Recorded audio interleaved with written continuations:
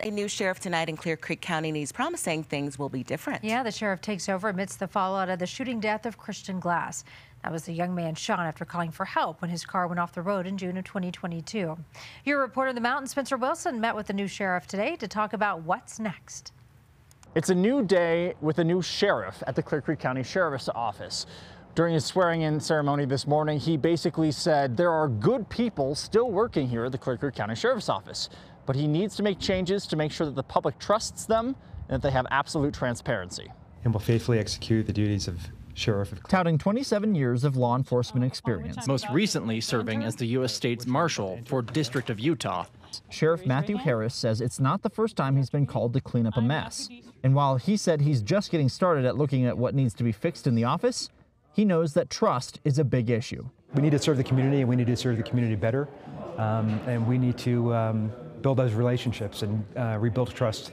Trust that's been broken by the global scandal regarding the death of 22-year-old Christian Glass, shot and killed by Clear Creek County deputies after he called 911 for help. The former sheriff and his employees released a statement after his death describing a fight with Glass that required them to attack and kill him. When the video of that interaction shows officers clearly escalating the situation to the point of violence. Time is your friend, right, as far as that's concerned. And so I think from what I've seen, they ran out of patience and they decided to take action, unfortunately. The sheriff knows what he's signed up for and plans to right wrongs of the previous sheriff, starting with Mr. and Mrs. Glass. Absolutely. Going to meet his parents, absolutely. That is on the top of my list. You know, we need to learn from mistakes, but not dwell on them, and make sure that our team and our folks on patrol, and our training is stronger and in alignment with the post standards and best practices organizationally, and best practices, you know, around the country for traditional law enforcement. The Office of Deputy Sheriff. Now, as he re-swears in his deputies, he says he will need them to buy into his new direction for the office more than anyone else. Without the troops, he has nothing, and he says he wants to see change. Traditional law enforcement the last 30, 40 years was like that.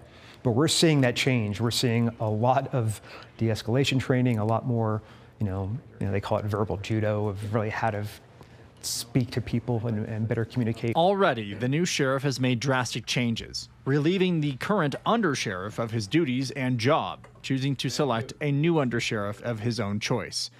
It's his office now, and no matter how he chooses to run it, the public will be watching. In Clear Creek County, Spencer Wilson, covering Colorado First. This is just one of the stories Spencer has been covering for you in our high country. You can always send him your story ideas through CBSColorado.com.